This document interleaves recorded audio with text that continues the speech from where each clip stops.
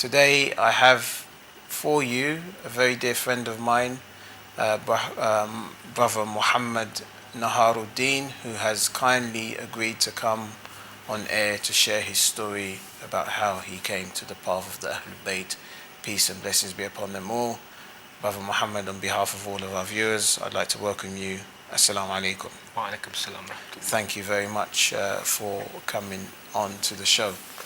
Can we start by maybe talking a little bit about your background, where you grew up and how Islam, what type of an effect Islam had, because obviously you were born as a Muslim, alhamdulillah, on you, and some of maybe of the anecdotal stories that you remember from your childhood with regards to the Deen of Islam, if you have any, of course. Yeah.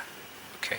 I was born in Malaysia and raised in Malaysia. I went to school there until the age of 20 when I came to study in this country. I was born as a Sunni in the Shafi'i school, which my family still follow. I think I had a normal Muslim upbringing. My mom taught me how to pray,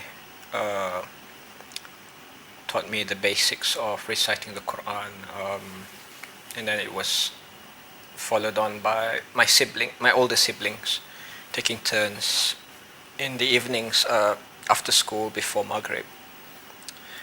I remember that very fondly. In terms of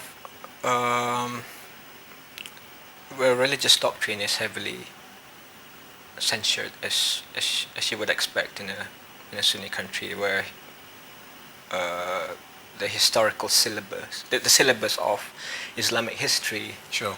extols for example, the oppressor of Imam Musa al-Kazim alayhi salatu wassalam, as and even there is a chapter that extols the Umayyads. Very little mention of Ahlul Bayt.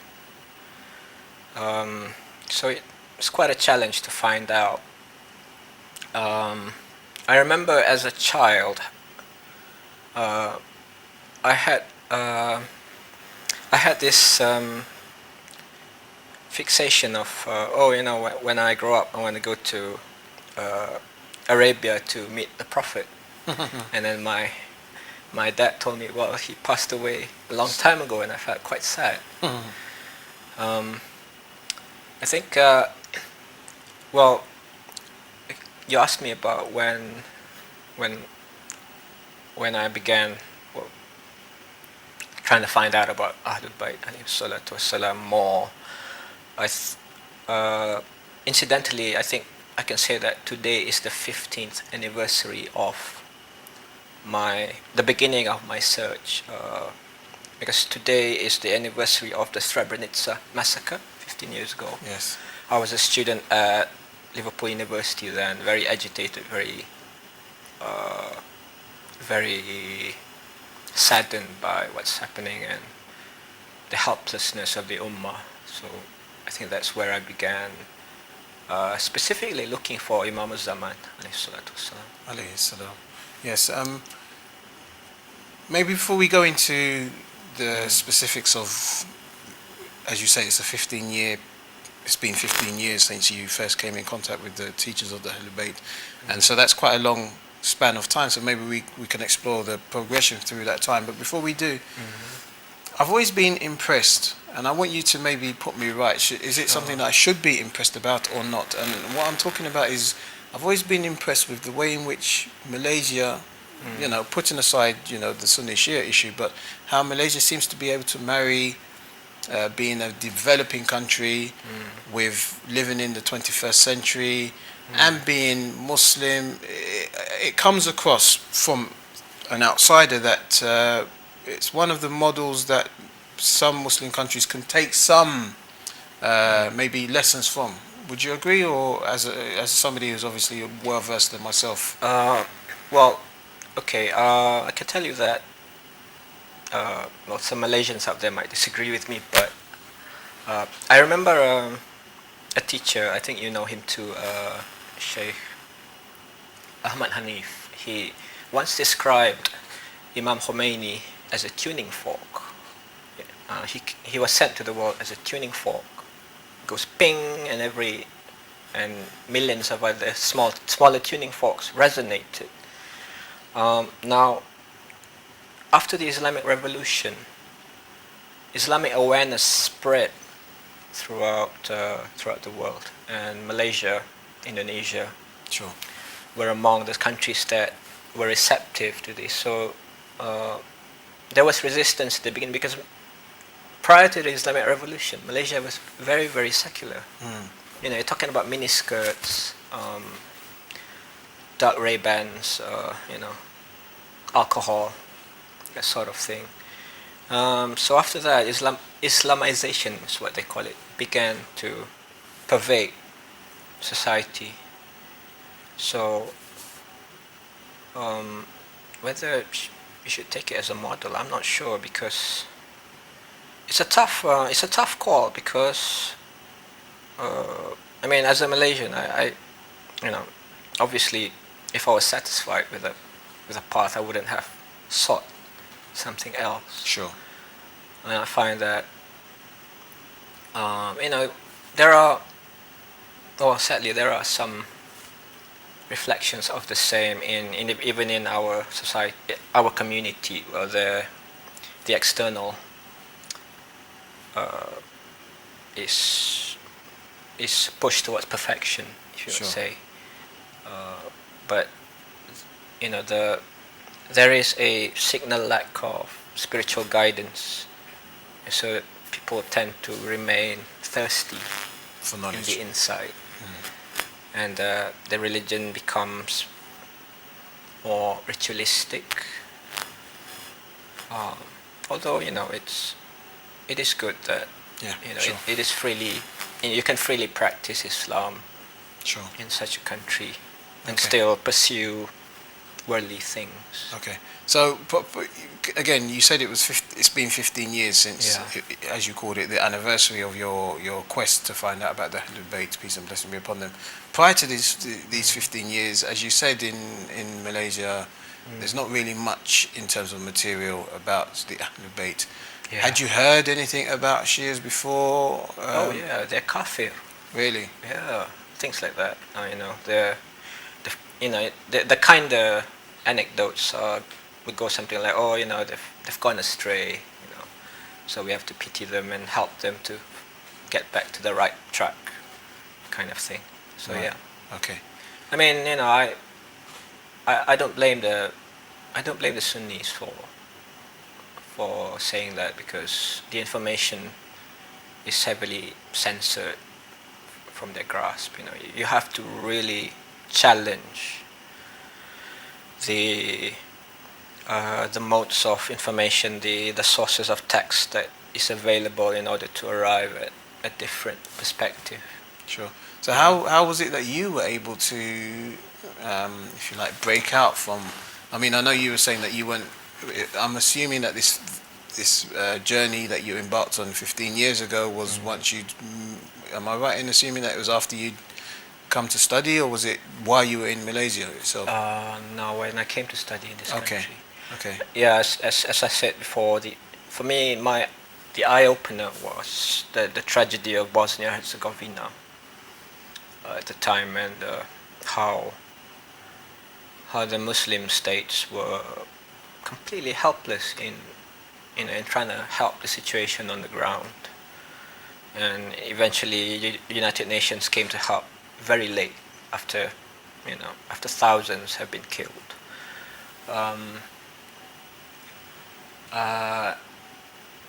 So that's my first door. So unfortunately, my first station on the journey was a movement called Khilafah.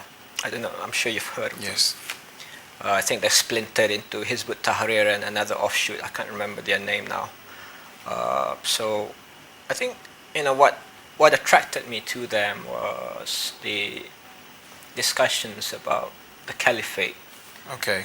And then within 6 months I became sick of Wahhabism, the extreme, harshness of it. And then for the next, I don't know, 5 years, I tried to seek the Sufi path in Sunni Islam. And I think that was the second doorway for me, because from there,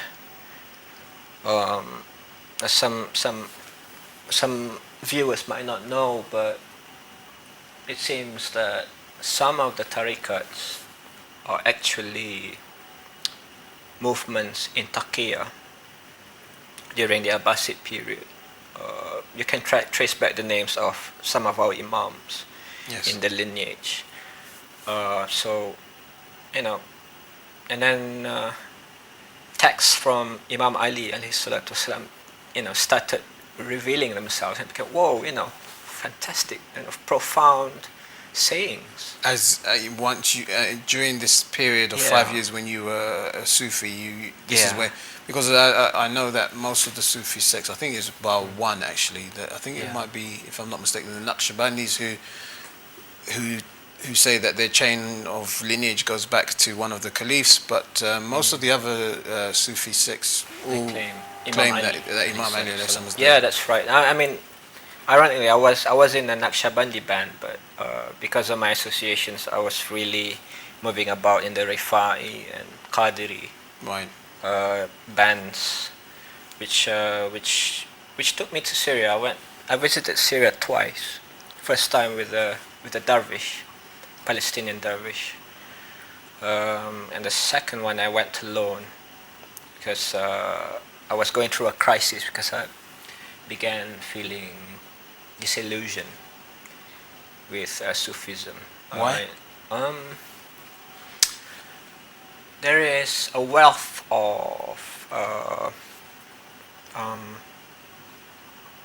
textual discourse, but unfortunately the spirituality remains. I mean, some Sufis might get angry at me, but to me it... Well, no, you're talking from fictional. a personal perspective. Yeah, I find it fictional and dry and quite hollow. Really, because a lot of people are attracted to Sufism, especially if you talk about, let's say, a person who's reverting to Islam. Yeah. Sufism tends to attract a lot of people because of the fact that the argument is that Sufism is spiritual, whereas if you become a traditional Muslim, like you follow one of the traditional sects, then you're just kind of doing the ritualistic acts of worship, whereas if you become a Sufi, then you get in touch with yourself and you can establish love for God, which is the essence of religion, is the argument. If I backtrack to my teenage years and throughout my life as a Sunni, the striking thing about Sunni Islam is Islam, I think it's fair to say that Islam is separated into three elements which are not connected. You have governance, which is completely divorced from Sharia. It's become very secular these days. And then you have the formal religious aspect, which is often controlled by the state. You have fatwas and things that are driven by political expedience. And then you have spirituality, which is Sufism, and majority of Sunnis don't even have access to the third. Okay, and sadly, because of the doctrinal nature of the second part of Sunni Islam, most people just choose to remain secular because it's dry and oppressive. That when you don't understand the wisdom behind the Sharia, you rebel against it. So you think that this is one of the reasons why people just choose not to. And then sometimes when you pursue the Sufi path, and then you sort of get disconnected from the other two realms of you get disconnected from reality, really. So it's a bit like living the 60s, flower power life. But I don't know if that's a symptom of maybe some of the sects that you were moving with, but because my understanding is a lot of the Sufi sects, and not all obviously, but majority of them are of the opinion that you need to take Islam from a more comprehensive manner, in the sense that you have the Sharia and they don't negate the necessity of Sharia. Okay. And the argument is that you need Sharia to go, if you like, traverse the path of tariqah, and through this you can reach the haqiqah, which is the reality. So you need the laws to be able to walk the path, and if you walk the path, then if you're good enough and sincere enough, then one day you can reach the true reality. Yeah, that's that's the underlying principle. But I suppose perhaps I joined the wrong crowd. But oddly enough, I'm gonna fast forward to the time when I jumped from the fence, if you like. I think I was sitting on the fence for at least 5 years, if not 7 years. Sorry, when you say sitting on the fence, just for the benefit of our viewers, what was on either side of the fence? Okay, back to 15 years ago, I was seeking Imam al-Zaman, alayhi salatu wassalam, which when I got into the Khilafah gang and then the Sufis, because in each case it is the text that describes our 12th Imam alayhi salatu wassalam that attracted me. Of course, you want to see a bit more of the implementation of that belief in their lives. So then I, slowly I began to read up text, Shia hadith on our Imam alayhi salatu wassalam. Imam, the first Imam? No, Imam al-Zaman. Okay. So, I suppose stuff that you would source from Kitab al-Irshad or such books. But for those years, I think there was a veil that kept me back, and I think I've told people this before. I could track it back precisely to a page in a book by Ibn Kathir. Ibn Kathir was a Sunni scholar. Yes. He wrote a book which collected Sunni hadith on Imam Mahdi alayhi salatu wassalam, and very early in the book there is a page that says, the Imam we wait for are not the ones that the Rafidi are waiting for to emerge from a cave in Samara. Obviously that's not true, but that's that is the last doctrinal barrier for me. So which kept me going in the Sufi path, and it was really extremely frustrating because there is this disconnectedness from text and practice. I ended up going to Damascus on the pretext of studying Arabic, and I took a little detour to Amman, Jordan. Yes. To meet with Sheikh Noor Keller, who heads a branch of his particular tariqat. And at that time, I was so close to Ahlul Bayt, because there I was in Damascus. As a Sunni, I tried to make a point that every day before going to Arabic lessons, I would stop. In the Umayyad mosque, in the Umayyad mosque courtyard, there is a room where it is said that the head of the blessed head of Imam Hussein was placed. Yes. So I went there every day and offered, if not Surah Yasin, at least Fatiha, and began to visit Sayyidah Fatima more and more frequently as a Sunni. Sayyidah Zainab. Okay. Sayyidah Zainab. In Zainabiyya, more and more. It's quite a long trip by by taxi Sure. from the city center. So I was sort of torn apart at the time. So I went to see, give it one last shot, see No Keller in Amman. Because of this, you weren't. You felt like you wanted to become. Yeah, And so you weren't. No. Okay. What we're going to do, if you don't mind, I'm Sure. sorry to stop you there. We're just going to go for a break now. When we come back, we can talk about this. Maybe the discourse, if that's okay with you, Sure. that you had with this sheikh, and what was the conclusion that you came to afterwards. Okay. Thank you very much so far, Brother Muhammad Naharuddin, and join us after a couple of minutes where we'll continue with his story as to how he became a follower of the Ahlul Bayt, inshallah. Sure. Assalamu alaikum.